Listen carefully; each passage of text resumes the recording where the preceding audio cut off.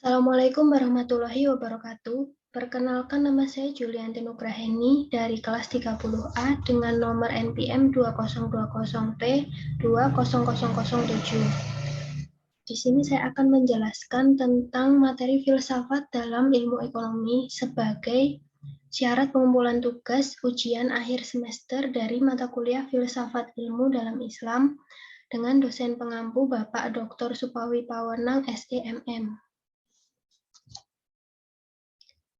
Untuk yang pertama, yaitu mengenai definisi ilmu ekonomi. Nah, ilmu ekonomi ini didefinisikan sebagai salah satu cabang ilmu sosial yang khusus mempelajari tingkah laku manusia atau golongan masyarakat dalam usahanya memenuhi kebutuhan yang relatif tak terbatas dengan alat pemuas kebutuhan yang terbatas adanya.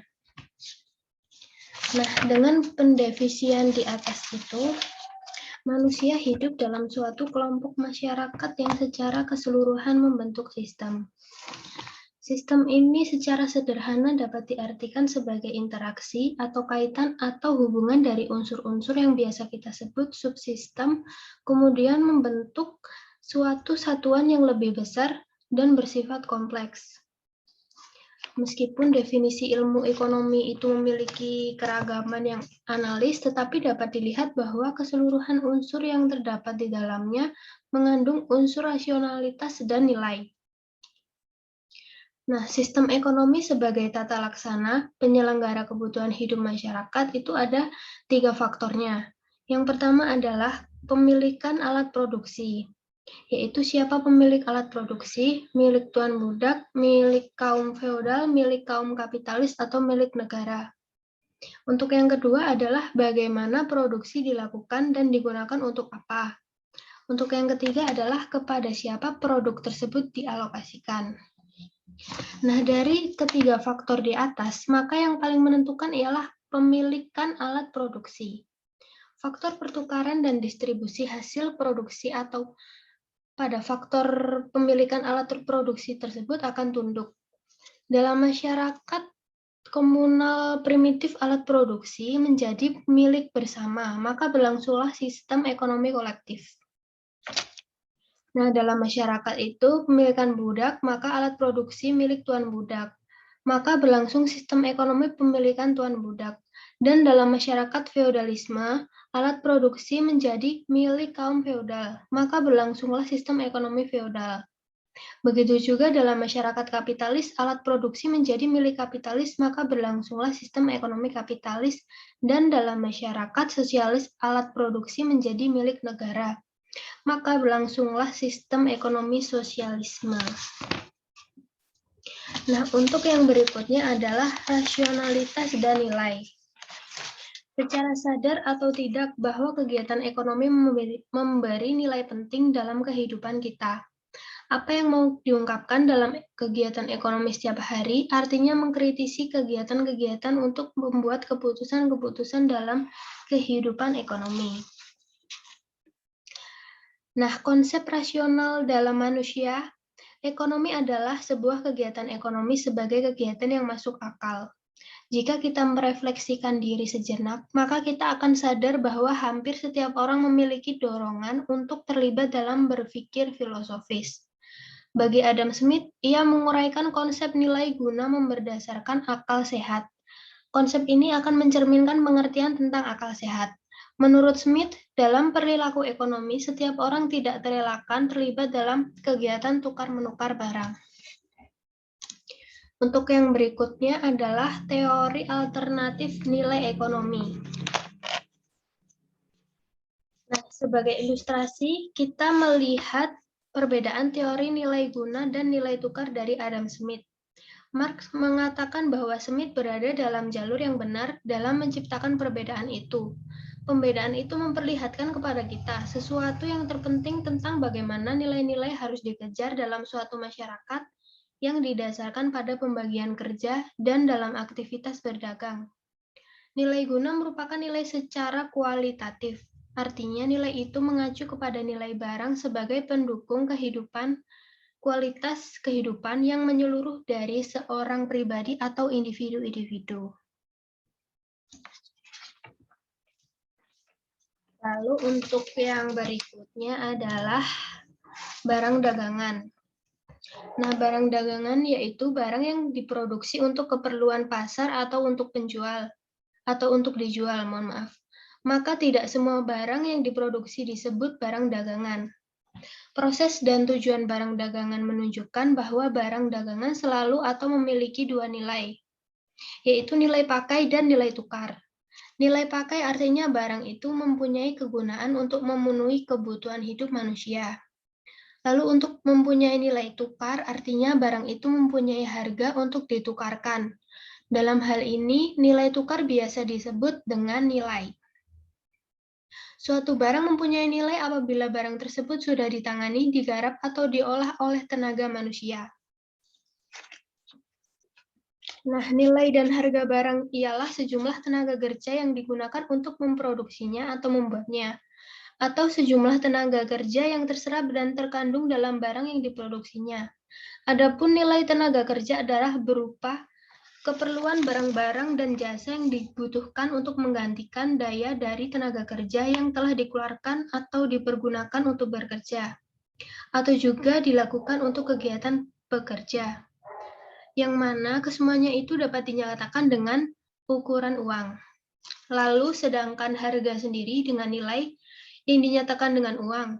Dengan demikian nilai dan harga adalah sebenarnya itu sama, sebab harga ialah nilai itu sendiri, namun hanya dinyatakan dengan bilangan dan hitungan uang.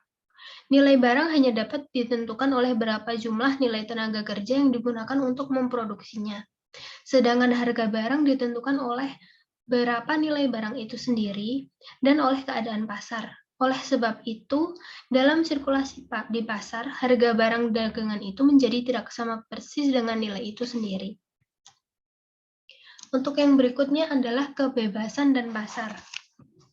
Mekanisme pasar merupakan satu-satunya sistem ekonomi yang dapat melestarikan kebebasan individual dalam masyarakat. Tentu saja pernyataan ini tidak semudah yang kita ucapkan. Ada satu arus dasar yang patut kita pertanyakan, yakni jenis kebebasan apa, dan bagaimana kebebasan itu dilakukan, serta untuk apa dengan kebebasan itu. Untuk yang selanjutnya adalah kebebasan sebagai anarki. Untuk konsep anarki sendiri tidak selalu berkonotasi negatif. Dalam ekonomi pasar, konsep kebebasan itu dianggap sebagai anarki. Maksudnya adalah pola perilaku ekonomi pasar senantiasa dikaitkan dengan perilaku yang anarki, di mana kita tahu bahwa sikap ini mewakili masyarakat kapitalis yang mementingkan keuntungan pribadi dalam kegiatan ekonomi.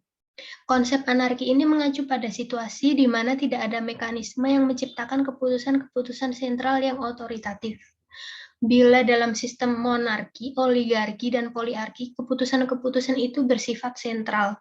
Meski demikian, keputusan sentral itu bukan berarti tidak ada keteraturan atau rasionalitas. Nah, yang selanjutnya, anarki ini jelas merupakan kebebasan dalam arti bahwa kalau dia berlaku, maka kita bebas dari pengendalian atau pengawasan keputusan-keputusan sentral. Orang yang berjalan melintasi jalan raya tersebut bebas berjalan sesukanya. Yang penting mereka tetap berpedoman, mendapat sisi kosong untuk bergerak maju.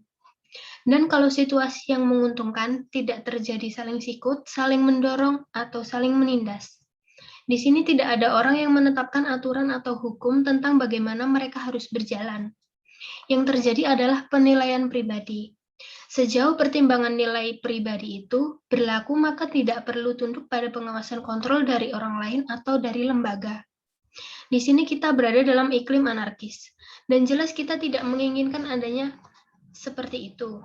Itu juga berarti dapat dicapai berpikir bahwa akibat-akibat rasional yang baik dapat dicapai tanpa harus mengambil sistem pengendalian terpusat. Nah, gambaran ini merupakan paham yang dianut oleh paham kapitalisme dalam kegiatan ekonomi. Lalu untuk yang berikutnya adalah kemerdekaan ekonomi. Semangat kemerdekaan yang terbatas merupakan manifestasi dari tradisi anarkisme. Munculnya tradisi anarkis ini dari Protestan ketika terjadi gerakan reformasi abad 16. Protestan menolak sistem feodalisme gereja atas kegiatan ekonomi. Ajaran yang dikembangkan John Calvin menumbuhkan semangat baru dalam kegiatan ekonomi.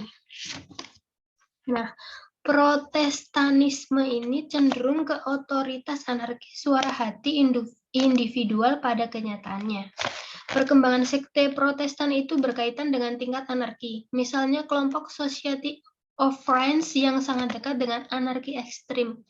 Teori kebebasan sebagai pemenuhan historis akan terrealisasi jika suatu teori pasar itu dinilai tinggi. Tetapi banyak ahli ekonomi membantah ramalan ini, mohon maaf. Bagi mereka tidak mungkin dua variabel ini terjadi pada saat yang sama. Sebagaimana gambaran masyarakat kapitalis, kesesuaian antara konsep kebebasan sebagai pemenuhan diri dan nilai tinggi pasar tidak akan terjadi dalam perjalanan sejarah, meskipun waktu akan terus berjalan. Bagi masyarakat kapitalis, misalnya Amerika, sebagian masyarakatnya mulai berpikir bahwa kalau kapasitas dan aspirasi-aspirasi seluruh rakyat akan mempunyai peluang untuk dipenuhi. Nah, maka langkah pertama yaitu mengatur kembali tata ekonomi secara total.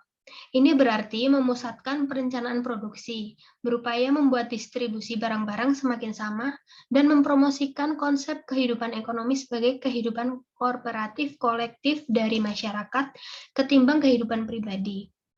Maka singkatnya kebebasan ini sebagai perkembangan potensial mulai diasosiasikan dengan sosialisme. Nah, konflik paham kapitalis dan sosialis ini mulai berlangsung kira-kira 1 abad yang lalu. Namun sistem sosialis itu sampai sekarang belum sampai pada situasi yang matang dan sistem itu tampaknya tidak terjadi lebih berhasil dalam memberikan pemenuhan diri dibanding sistem ekonomi pasar. Meski pandangan ini sedikit pembelaan bagi kapitalis, tetapi dua sistem ini tetap merupakan ideologi yang ada dalam masyarakat dunia di samping sistem ekonomi Islam. Yang berikutnya adalah agama dan nilai ekonomi. Ya, Reville mendefinisikan agama sebagai penentuan kehidupan manusia sesuai dengan ikatan antara jiwa manusia dan jiwa yang gaib, dan kepadanya lah dia merasa terikat. Demikian juga Michel Mayer mendefinisikan bahwa agama sebagai seperangkat kepercayaan dan aturan yang pasti untuk membimbing kita dalam tindakan terhadap Tuhan. Sedangkan Abdullah Droj merangkumnya sebagai peta perbuatan. Definisi ini menunjukkan bahwa bagian dari cakupan agama adalah perilaku manusia dalam semua tahap dan aspeknya. Lalu untuk yang terakhir adalah mengenai ekonomi Islam. Nah, pembangunan ekonomi di dunia, bahkan di Indonesia dewasa ini sangat bercorak kapitalis, sekaligus dualitis. Pun batasan antara menganut sistem pasar bebas dan merkantalisme hampir tak terlihat jelas. Pembangunan ekonomi dilaksanakan selama ini merupakan upaya untuk mewujudkan masyarakat adil makmur dan kesejahteraan material dalam banyak hal menyisakan problem sosial seperti ketimpangan sosial, kemiskinan, ketidakadilan, dan dehumanisasi. Kapitalisme pada gilirannya menimbulkan krisis spiritualitas sebagai akibat dari kegiatan ekonomi yang dijalankan semakin jauh dari nilai-nilai transendental. Akhirnya, maka dalam tugas sederhana ini, saya mencoba memaparkan sedikit tentang topik ekonomi Islam sebagai bahan diskusi dari video saya ini. Nah, maka dalam kaitan ini, Naqvi juga mengatakan bahwa dalam kedudukan sebagai makhluk teomorfis, maka manusia hanya memiliki kebebasan atau sifat bebas dalam mengaktualisasikan potensi kemanusiaannya atau potensi ilahiyah dalam segala aspek dan cakupannya termasuk dalam ekonomi, sehingga dengan dasar ini maka dapat dikatakan bahwa ekonomi yang paling bebas adalah ekonomi Islam dibanding ekonomi lainnya. Nah, untuk yang terakhir adalah kata Naqvi, ekonomi yang bebas adalah ekonomi yang membebaskan diri atau terbebas dari tindakan negatif para pelakunya.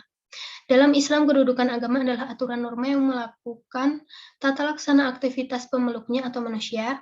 Karena dengan kebebasan itu, maka adanya pertanggungjawaban dan ini berlaku secara individu. Artinya siapa yang berbuat, dia yang tanggung jawab.